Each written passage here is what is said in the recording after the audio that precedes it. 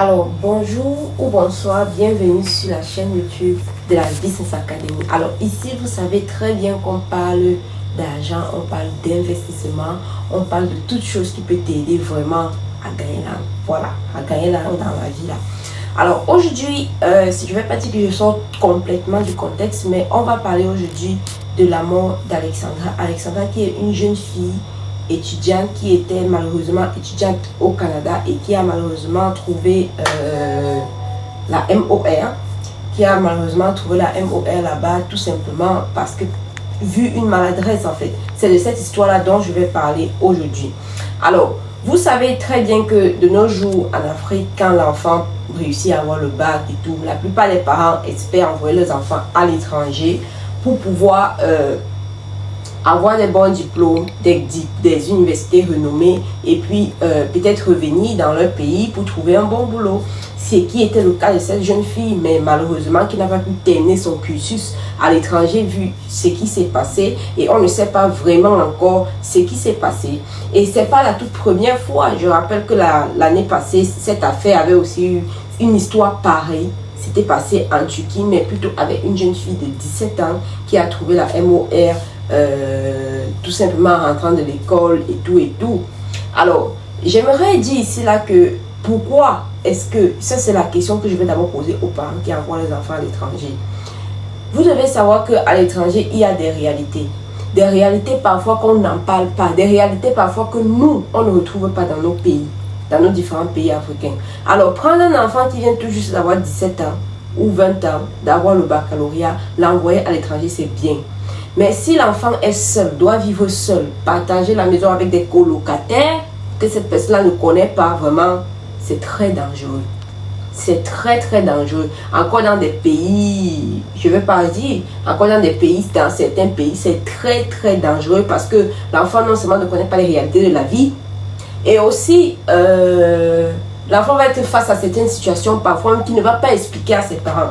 Je vais prendre par exemple l'exemple d'une jeune fille qui vient d'arriver à l'étranger et trouve que ses amis ont une tendance à imiter un style vestimentaire de stars, c'est-à-dire la tendance en fait.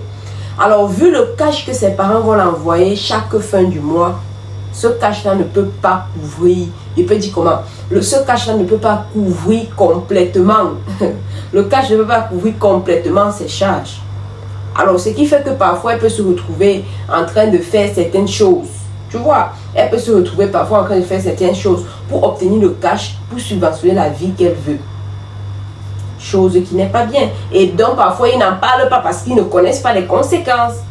Ils ne connaissent pas la vie parce que quelqu'un qui n'a que 20 ans, 21 ans, 22 ans, 17 ans, ne connaît pas la vie, n'a jamais traversé une vraie situation et alors ne saurait pas que ça c'est mal pour moi. Vous voyez.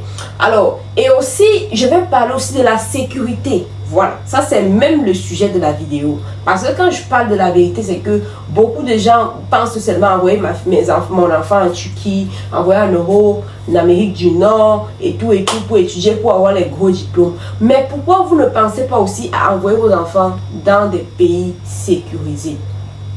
Je vais vous prendre l'exemple, pas parce que c'est un pays où je vis, mais je vais vous prendre l'exemple par rapport, par exemple, à Dubaï, qui est encore les Émirats Arabes Unis, ok, qui est un pays, qui est le pays le plus sécurisé au monde.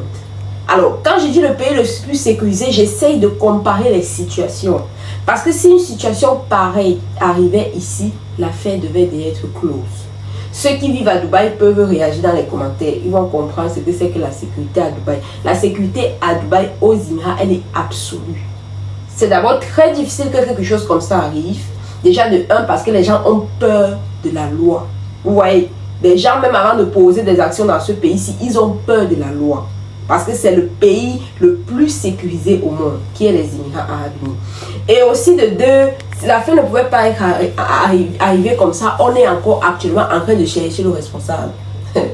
Moi, j'ai confiance en la police de Dubaï. On ne devait plus être en train de chercher le responsable. Alors, pourquoi est-ce toujours en train de penser que bon, je vais envoyer mon enfant à l'étranger? Mais pourquoi vous n'envoyez pas aussi vos enfants à Dubaï étudier? Dans un pays où c'est sécurisé, où tu pourras dormir la tête tranquille. Sachant que même si mon enfant a 17 ans, il a 16 ans, il a 20 ans, je n'ai pas à me stresser Parce que dans ce pays-là, rien de très grave ne peut arriver.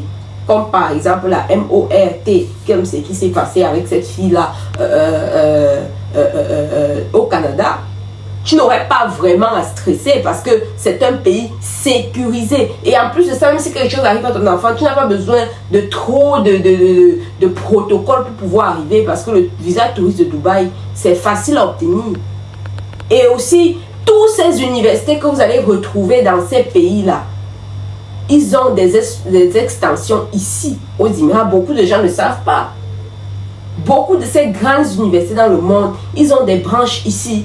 Parce que la plupart, moi c'est ce que je vais dire avec les Émiratis ou encore les locaux de Dubaï, c'est que ces gens sont très conservateurs.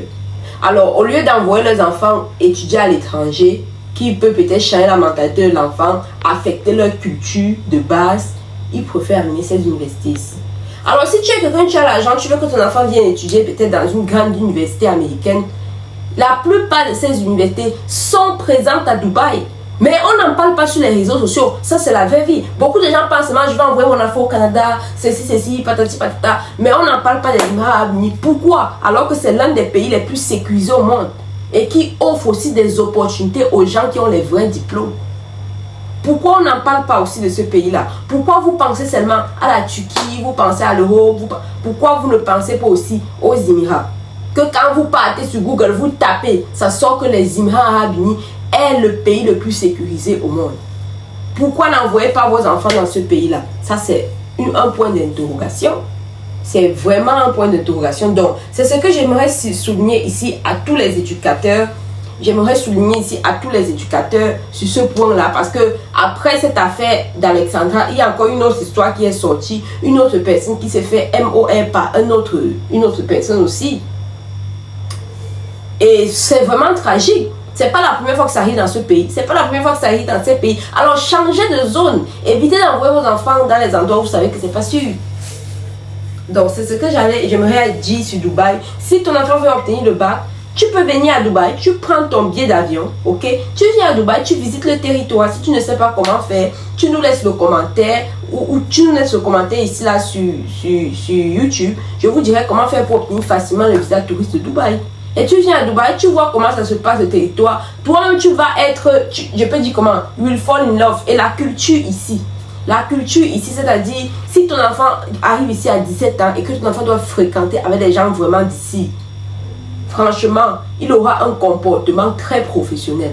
Parce que ces gens ont une bonne culture, une bonne éducation. Donc, ça, c'est ce que j'aimerais tirer comme leçon sur cette affaire d'Alexandra.